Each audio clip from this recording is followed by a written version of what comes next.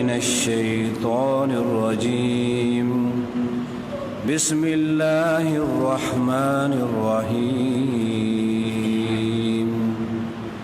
إن الذين قالوا ربنا الله ثم استقاموا تتنزل عليهم الملائكة ألا تخافوا ولا تحزنوا وأبشروا بالجنة التي كنتم توعدون نحن أولياؤكم في الحياة الدنيا وفي الآخرة ولكم فيها ما تشتهي أنفسكم ولكم فيها ما تدعون نزلا من غفور رحيم إن الذين قالوا ربنا الله ثم استقاموا بے شک وہ لوگ جنہوں نے اپنے اللہ کو رب مان لیا اور پھر اس کی بندگی پر استقامت اختیار کی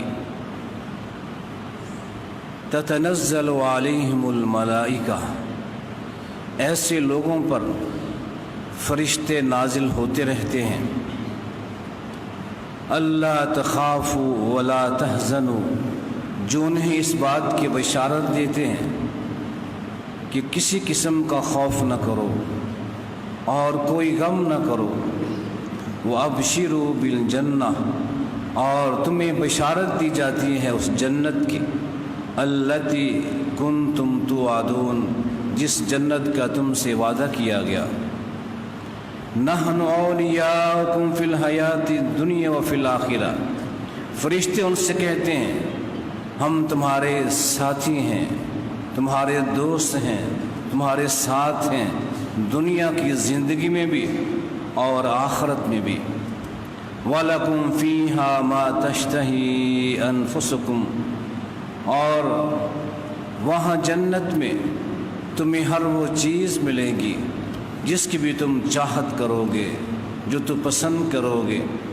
وَلَكُمْ فِيهَا مَا تَدَّعُونَ اور وہاں جو تم مانگو گے تمہیں دیا جائے گا نزلا من غفور الرحیم یہ مہمان نوازی ہے اس ذات کی جانب سے جو معاف کر دینے والا بہت مہربان ہے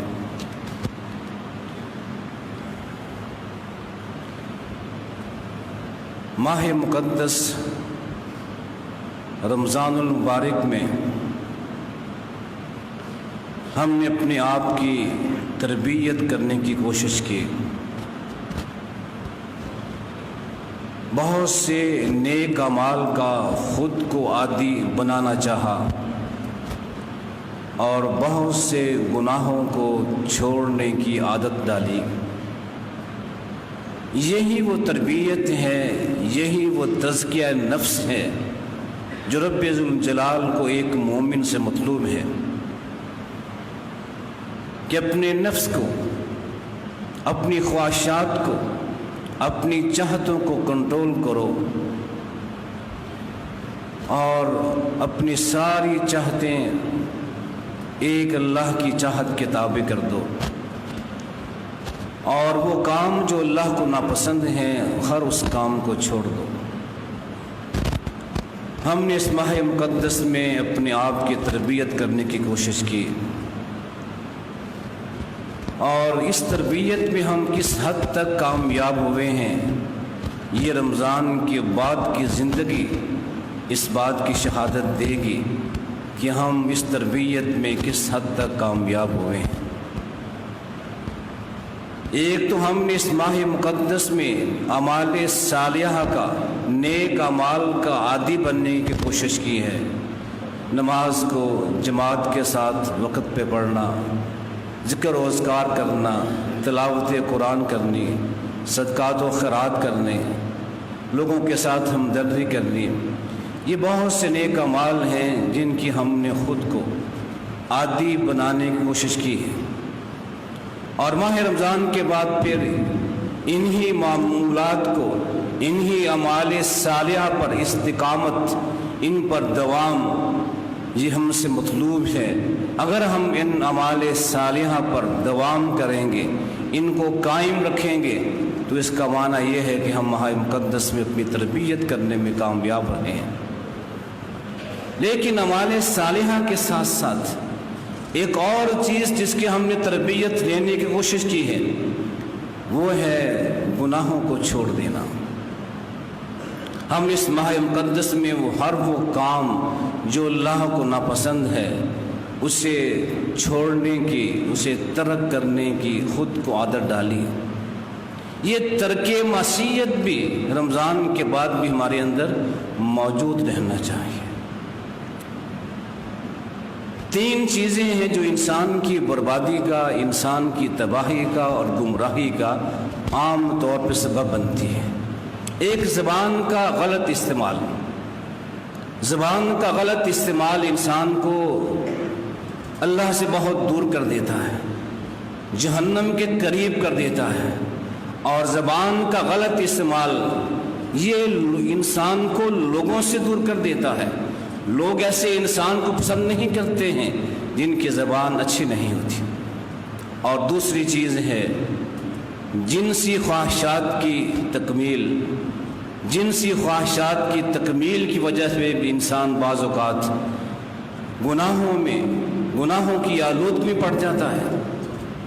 اور تیسری چیز ہے اپنے پیٹ کو ہر چیز سے برنا، وہ حلال ہو یا حرام ہو۔ یہ 3 چیزیں، ایک پیٹ کی بھوک، ایک جنسی بھوک اور ایک زبان کا غلط استعمال، یہ 3 چیزیں ایسی ہیں جو انسان کو بربادی اور تباہی کی جانب لے جاتی ہیں۔ اور ہم نے ماہ مقدس میں یہ تربیت حاصل کی، یہ کوشش کی کہ ہم ان 3 چیزوں پہ کنٹرول کریں، اپنی زبان پہ کنٹرول کرنا سیکھیں، اپنی جنسی تسکین، جنسی خواہشات پہ کنٹرول کرنا سیکھیں، اور اپنے پیٹ میں وہی لقمہ لے کے جائیں جو اللہ چاہتا ہے، جس کے اللہ اجازت دیتا ہے۔ اب یہی 3 چیزیں اگر ہم ماہ رمضان کے بعد بھی اس کو چھوڑتے رہیں، ان چیزوں کا اہتمام کریں، اپنے آپ پہ کنٹرول کریں، تو ہم تربیت میں کامیاب ہیں۔ ہمیں روزے نے یہ تربیت دی کہ روزے کی حالت میں اگر کوئی شخص تمہیں گالی دے تو اسے گالی کا جواب گالی کے ساتھ نہیں دینا ہے۔ اسے کہہ دیں میرا روزہ ہے، میں تمہاری بدزبانی کا، تمہاری گالیوں کا جواب اس بے خودگی سے نہیں دے سکتا۔ یہ تربیت تھی ہم نے حاصل کی۔ کوئی گالی دے تو گالی کا جواب نہیں دینا، لیکن کیا رمضان کے بعد ہم اپنی بات کا آغاز ہی گالی کے ساتھ کریں؟ تو گالی دے یا نہ دے، لیکن ہم اپنی گفتگو کا آغاز ہی گالی کے ساتھ کریں تو یہ کہاں یہ درست ہوگا؟ زبان پہ کنٹرول کی تربیت ہم نے حاصل کی تھی۔ زبان سے کوئی ایسی بات نہ نکالیے جو اللہ کو ناراض کرنے والی ہو یا اللہ کے بندوں کا دل دکھانے والی ہو، انہیں اذیت دینے والی ہو۔ زبان پہ کنٹرول اسے قائم رکھیے، زبان سے کوئی بات ایسی نہ نکالیے جو کسی کو اذیت ہو۔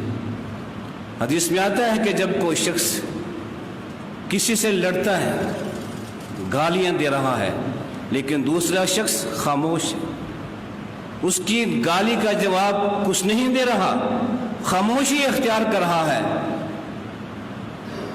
تو خالق کائنات کی جانب سے ایک فرشتہ وہاں موجود ہوتا ہے جو گالی دینے والے کی گالی کا جواب دیتا ہے۔ جو بد دعا وہ کرتا ہے، اس کی بد دعا کے جواب میں فرشتہ اسے بد دعائیں دیتا ہے۔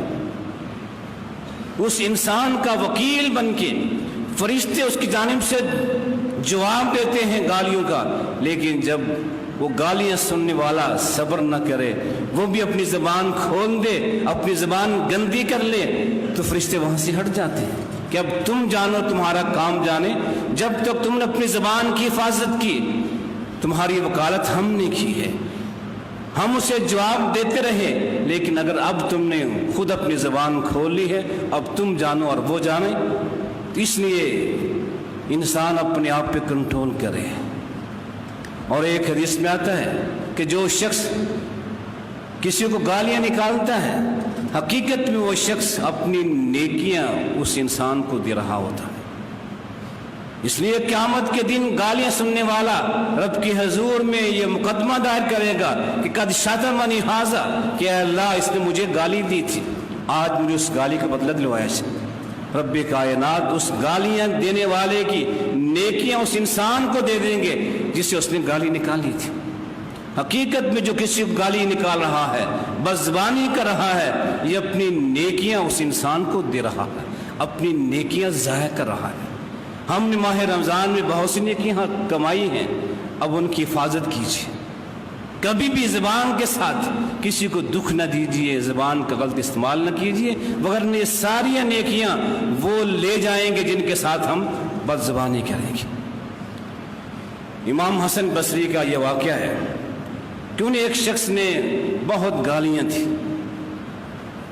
امام حسن بصری گالیاں سنتے رہے تو اس کے بعد کچھ کھجوریں اس کو تحفے میں دی اور کہا کہ میرے پاس اور تو کچھ نہیں ہے، یہ کھجوریں ہیں، تو نے مجھے اتنی نیکیاں دے دی ہیں اپنی، اس کے بدلے میں میرا یہ تحفہ قبول کر لا۔ یہ تھا ہمارے اسلاف کا انداز کہ جو گالیاں دے رہا ہے اسے گالیاں نہیں، یا تو اسے دعا دیجئے یا اسے کو تحفہ دے دیجئے، اسے شرم آ جائے گی، راہ راست پہ آ جائے گا۔ لیکن جب ہم گالی کا جواب گالی سے دیتے ہیں تو مصائب میں پڑ جاتے ہیں۔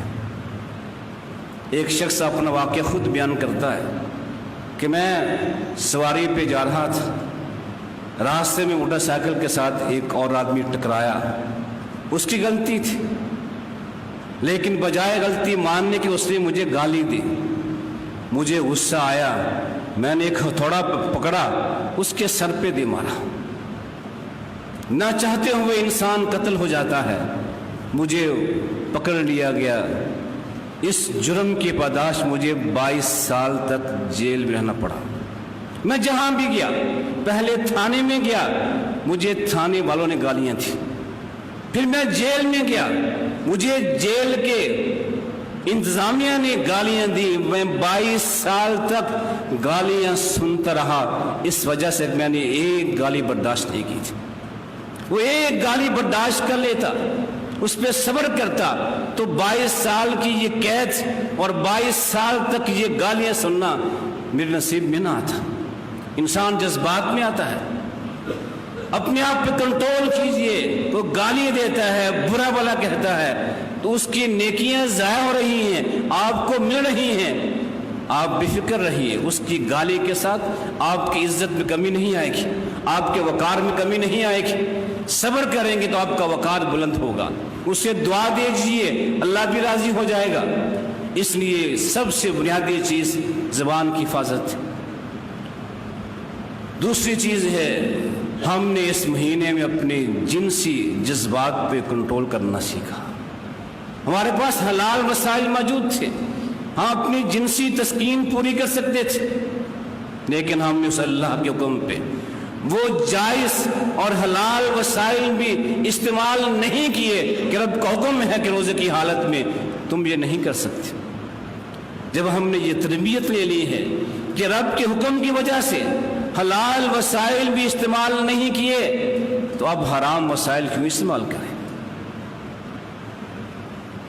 اپنے آپ پہ کنٹرول ہم نے سیکھا ہے، اپنے جذبات پہ، جنسی جذبات پہ، جنسی بھوک پہ کنٹرول کیجئے، اور وہ ذرائع وہ وسائل جو رب نے حرام کر دیے ہیں ان کے قریب تک نہ جائیں۔ اور تیسری چیز ہے، پیٹ میں حلال اور حرام کا لقمہ بغیر کسی امتیاز کے ہم لے جائیں۔ ہمیں بہت فکر ہوتی ہے اپنی اولاد کی، کچھ اولاد کے لیے بنا جائیں، ہمارے بعد ہماری اولاد بے سہارا نہ ہو، خالی ہاتھ نہ ہو، تو ہم اپنی اولاد کے لیے، اس کے روشن مستقبل کے لیے ہم یہ تمیز چھوڑ دیتے ہیں کہ یہ دولت حلال کی ہے، یہ حرام کی ہے۔ حرام ذرائع سے بھی ہم پیسے کماتے ہیں اپنی اولاد کے لیے، اپنی آسانی کے لیے، اپنی سہولت کے لیے، جس کے نتیجے میں اولاد سنورتی نہیں ہے بلکہ بگڑ جاتی ہے۔ عباسی خلیفہ منصور جب یہ خلیفہ بنا، لوگ اس کے پاس علماء بھی آ رہے تھے، لوگ بھی آ رہے تھے مبارکباد دینے کے لیے۔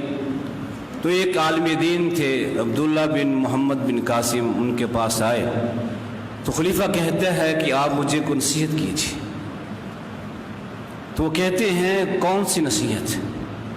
کیا کتابوں کی نصیحت جو میں نے کتابوں میں پڑھی ہے، یا کوئی واقعاتی نصیحت میں نے کسی واقعے کو اپنی آنکھوں سے دیکھا ہے اس سے بھی نصیحت؟ کہا نہیں، واقعاتی نصیحت کیجیے۔ تو کہنے لگے کہ میں نے خلیفہ عمر بن عبدالعزیز کو دیکھا، جب وہ فوت ہوئے ان کے 10 بیٹے تھے، اتنا ترکہ نہیں چھوڑا کسی ایک بیٹے کو 1 دینار مل جائے۔ خلیفہ وقت ہیں لیکن ترکے میں 10 دینار بھی نہیں چھوڑے کہ ایک بیٹے کو 1 دینار مل جائے۔ یہ میں نے خود دیکھا ہے۔ اور پھر میں نے یہ دیکھا کہ جب اس کے یہ بیٹے جوان ہوئے، رب نے ان کو اتنا عطا کیا کہ ایک ایک بیٹا ایک ایک وقت میں 100 گھوڑے صدقہ کر رہا تھا۔ رب نے اتنا نواز دیا، اتنا عطا کر دیا، ایک وقت میں 100 گھوڑے اللہ کی راہ میں تقسیم کر رہے ہیں، لیکن وراثت میں کچھ نہیں ملا۔